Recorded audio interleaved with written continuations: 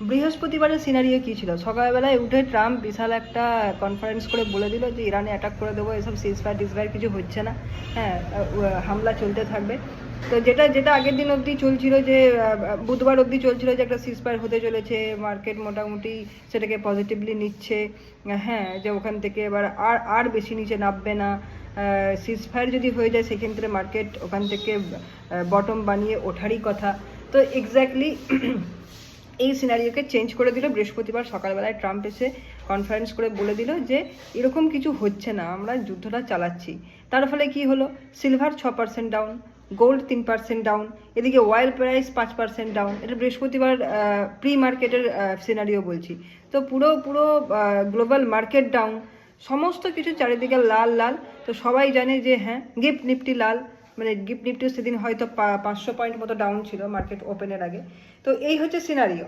তো এরপর কি হলো? সকালবেলায় মার্কেট ওপেন হলো, ওপেন হয়ে কি হলো, একটা ডিপ নিল, কিন্তু সেটা খুব বেশি পয়েন্টের নয়। তারপর ওইখান থেকে কি হলো, শার্প রিভার্সাল, মানে একদম রকেটের মতো ওইখান থেকে মার্কেট বুম করে গেল, মানে একদম ওইখান থেকে শার্প বাইং এলো। তার মানে কি হলো, এই যে নেগেটিভ সিনারিওগুলো সবগুলোকে খেয়ে ওপরে উঠে গেল। এখানে কারা ট্র্যাপ হলো? রিটেলাররা। তাহলে কি হচ্ছে, প্রাইস অ্যাকশন না, প্রাইস অ্যাকশন একটা মজার জিনিস, যেখানে যেখানে তোমাকে না একটা গল্প খাওয়ানো হয়, সেখানে সবাই মিলে, এখানে তোমার বড় বড় যে কি বলবো ইনস্টিটিউটরা আছে, যারা এফআইআই বলো বা যারা ইনস্টিটিউশনাল যারা ট্রেড করে, ওরা কি করে, প্রাইস অ্যাকশন আমাদের চোখের, আমাদের যাদের রিটেলার তাদের চোখের সামনে একটা প্রাইস অ্যাকশন গল্প বানায় যে এইটা তোমরা বিশ্বাস করো, ঠিক আছে? তারপরে কি করে, তারপর সেটাকে ওরা অন্যভাবে খেলে। কারণ সবাই রিটেলার যদি সবাই যদি মানে বেয়ারিশ হয়ে যায়, তাহলে টাকা তুলবে কে, ঠিক আছে? মানে তাহলে ইনকাম করবে কারা? তো কি হয়, ওরা একটা গল্প খাওয়ালো, খাইয়ে নিয়ে সেটাকে রিটেলাররা বিশ্বাসও করালো। যেমন পুরো পুরো সিনারিও, বৃহস্পতিবারের পুরো সিনারিও হচ্ছে যে রেড রেড রেড। মার্কেট কি হলো সেদিন, গ্যাপ ডাউন ওপেন হলো, গ্যাপ ডাউন ওপেন হয়ে শার্প নিচের দিকে নামলো এবং ওইখানে বটম বানিয়ে একদম রকেটের মতো ওপর দিকে উঠে গেল, সবাইকার স্টপ লস হিট করে টোরে ওপরে উঠে গেল। তো যেটা বলছিলাম যে প্রাইস অ্যাকশন কিন্তু একটা একটা একটা গল্প আমাদের চোখের সামনে বানায়, যেটাকে আমাদেরকে বিশ্বাস করায়, এবং তারপর সেখান থেকে ওরা রিভার্সেলটা দেয় বা সেখানে আলাদা। তো এই জায়গাটা না, এই জায়গাটা যত বেশি তাড়াতাড়ি বুঝতে পারা যাবে বা ধরতে পারা যাবে, আচ্ছা গল্পটা এরকম তৈরি করা হয়েছে, এই সিনারিও হতে পারে, সবটাই তো প্রবাবিলিটির খেলা।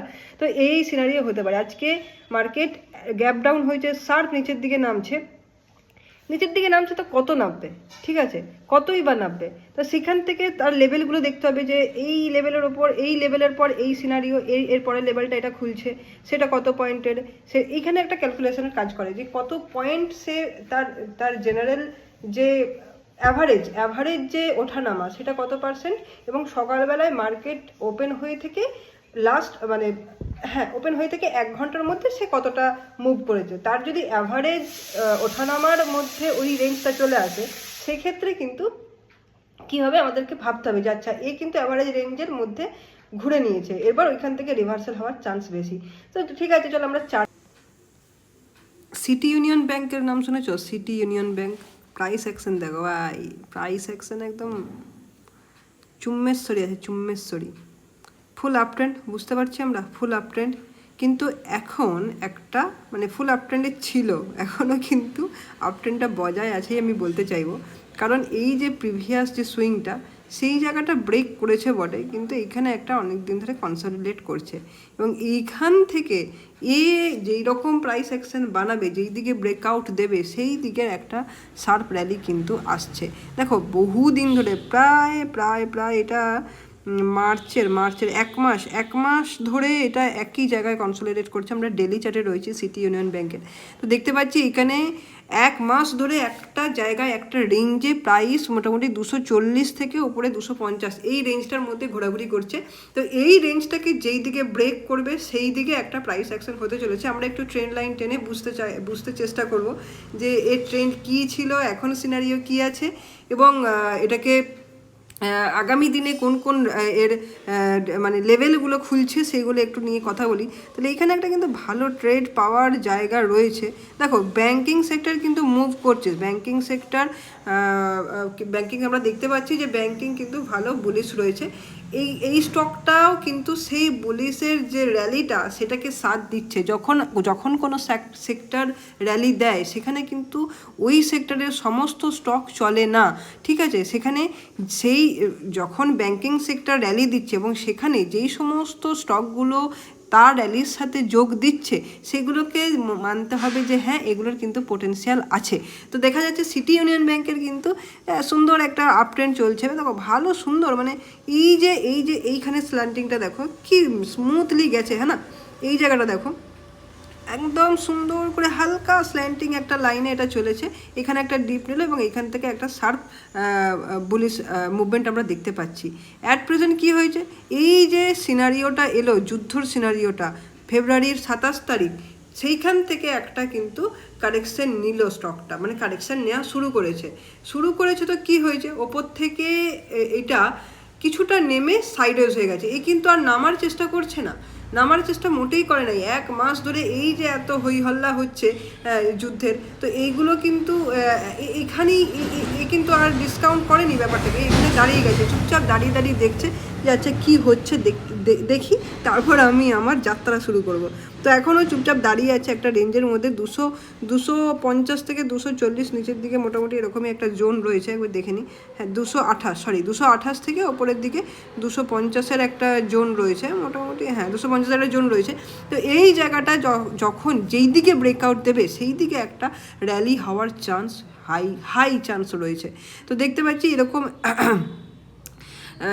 সুন্দর একটা আমি একটা লাইন টানি, এখানে একটা হরাইজেন্টাল লাইন টানি, তাহলে আমাদের যে রেঞ্জটা বলছি না সেটা বুঝতে সুবিধা হবে, ঠিক আছে না। এই দেখো একটা লাইন নিচের দিকে টেনেছি, ওপরের দিকে আর একটা লাইন টানি, তাহলে আমাদের রেঞ্জটা বুঝতে সুবিধা হবে। আগের যে আমি আপ ট্রেন্ডের র্যালিটা টেনেছিলাম সেটা উড়িয়ে দিচ্ছি, কারণ বোঝা হয়ে গেছে যে হ্যাঁ আপ ট্রেন্ডে রয়েছে, এখন আপাতত একটা কারেকশনে রয়েছে।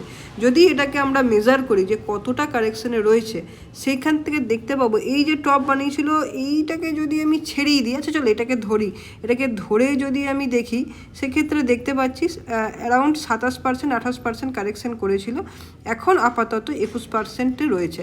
তো ঠিক আছে, অন্য স্টক তো দেখা যাচ্ছে 60-70% নেমে গেছে। সেই ক্ষেত্রে এই স্পাইকটাকে ধরে আমি হিসাব করেছি, মোটামুটি যদি একটু কনজারভেটিভ হয়ে করি, ধরো এই লেভেলটা তো একটা মোটামুটি লেভেল রয়েছে, বা অল টাইম হাই যদি বলি এই লেভেলটাকে যদি ধরি, হ্যাঁ ঠিক আছে, এটা আরেকটু সাস্টেনেবল লেভেল বলা যেতে পারে এই 300 জোনটা। তো 300 জোন থেকে যদি আমি ক্যালকুলেট করি, সেখান থেকে দেখা যাচ্ছে 23% নিচের দিকে নেমেছে এবং এখন অ্যারাউন্ড 16%-এ সাস্টেইন করছে।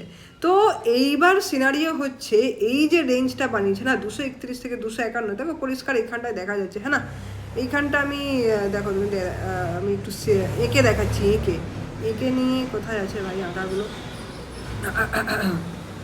আঁকলে বুঝতে পারবে যে এই দেখো 251 থেকে এই যে 251 থেকে 231 যে জোনটা রয়েছে এখানে পরিষ্কার কনসলিডেট করছে, এবং যখন কোনো স্টক ওপরের দিকে উঠতে কনসলিডেট একটু নিচে কারেকশন নিয়ে কনসলিডেট করে এবং সেটাতে হাই চান্স থাকে ওপর দিকেই ব্রেকআউট দেওয়ার, কারণ এত নেগেটিভ সিনারিওতেও এ কিন্তু বেশি নামে নাই। এইটা হচ্ছে এর একটা প্লাস পয়েন্ট। তো সিটি ইউনিয়ন ব্যাংকের যদি সিনারিওগুলো বলি, সবটাই প্রবাবিলিটির খেলা, আমরা জানি প্রবাবিলিটি কি বলছে।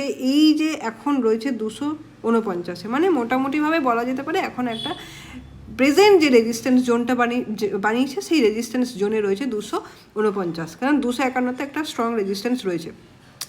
তো যদি এখানে এই জায়গাটায় রেজিস্ট্যান্সটাকে ব্রেক করে, 251 জোনটাকে ব্রেক করলো এবং ব্রেক করে কিছুদিন সাস্টেন করলো এবং সাস্টেন করার পর আবার র্যালি, মানে এই জায়গাটা এই যে লেভেলটা আছে না, এই জায়গাটা ব্রেক করলো ধরো এইভাবে, এবং ব্রেক করে পুলব্যাক নিয়ে পর এখানে কিছুদিন প্রাইস অ্যাকশন এইভাবে বানিয়ে তারপর একটা শার্প র্যালি দিল। তো এই যে 251 জোনটা যখন ভাঙবে এবং ওইখানে ভাঙার পর একটু ওয়েট করতে হবে যে ফলো থ্রু দিচ্ছে কিনা।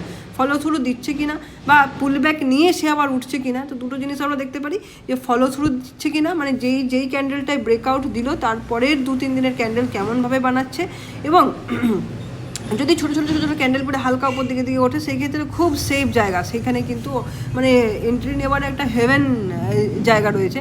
আর এটা হচ্ছে সিনারিও নাম্বার 1। সিনারিও নাম্বার 2 কি, যেখানে রেঞ্জটা তৈরি করেছে 231 থেকে 251 জোনটা, এখানেই আরও কিছুদিন টাইম কাটালো, কারণ একটা ভালো র্যালিও ওপর থেকে নিচে থেকে দিয়েছে। 120 থেকে মোটামুটি 145 থেকে মোটামুটি 300, মানে প্রায় 150%, মানে 150 টাকা বেড়ে গেছে। তার মানে প্রায় 100% র্যালিও দিয়ে দিয়েছে। তো 100% র্যালি দেওয়ার পর কী করে, একটু রেস্ট নেয় বা একটু কনসলিডেট করে বা একটু নিচের দিকে কারেকশন নেয়। তো দেখতে পাচ্ছি যে 30% কারেকশান কিন্তু ইটস গুড, মানে যে কোনো আপ ট্রেন্ডে চলার সময় 30% কারেকশান, এটাকে হেলদি কারেকশান বলা হয় বা হেলদি কারেকশান হিসেবে মানা হয়। তো হেলদি কারেকশান যদি আমরা ধরে নিই, তো সেক্ষেত্রে এখান থেকে একটা আপ মুভের হাই প্রবাবিলিটি রয়েছে যে ওপর দিকে একটা যাওয়া। তো আর একটা সিনারিও যেটা বললাম যে এখানেও কনসলিডেট করলো বেশ কিছুদিন, সেটা এবার ডিপেন্ড করছে যে কত দিন করবে, সেটা ডিপেন্ড করছে এই স্টকটার নেচারের ওপর, যে কতদিন এখানে সময় কাটাতে চাইছে। আগের যে সিনারিওগুলো যেভাবে ও সময় কাটিয়েছে, এবং দেখা যাচ্ছে খুব বেশি দিনও কিন্তু একটা রেঞ্জে থাকেনি, মোটামুটি 2-3 মাস একটা রেঞ্জে থাকার পর ও কিন্তু একটা দিকে ব্রেকআউট দিয়েছে, এবং সেই ব্রেকআউটের যেই সাইডটা হবে সেই দিকে আমাদের ট্রেড বানবে। তো দেখা যাচ্ছে দুটো সিনারিও আমি বললাম, ওপরের দিকে যাওয়ার যেই ব্রেকআউটটা হলো এবং সাস্টেন করে একটা পুলব্যাক নিয়ে আবার উঠলো, সেখানে একটা এন্ট্রির জায়গা রয়েছে। আচ্ছা, দ্বিতীয় নাম্বার কি, যে সাইডওয়েজ রয়েছে, এখানে কিছু করার নেই ভাই, বসে বসে দেখতে হবে যে হ্যাঁ এ কিন্তু সাইডওয়েজ রয়েছে, এ যেদিকে ব্রেকআউট দেবে বা যেই দিকে ও ভাঙবে রেঞ্জটা, সেই দিকে ট্রেড হবে। আর যদি কেউ এই ছোটো ট্রেডের মধ্যে ছোটো যেই জোনটা রয়েছে 231 থেকে 251, এখানে করাটা একটু রিস্ক হয়ে যাবে, হ্যাঁ না।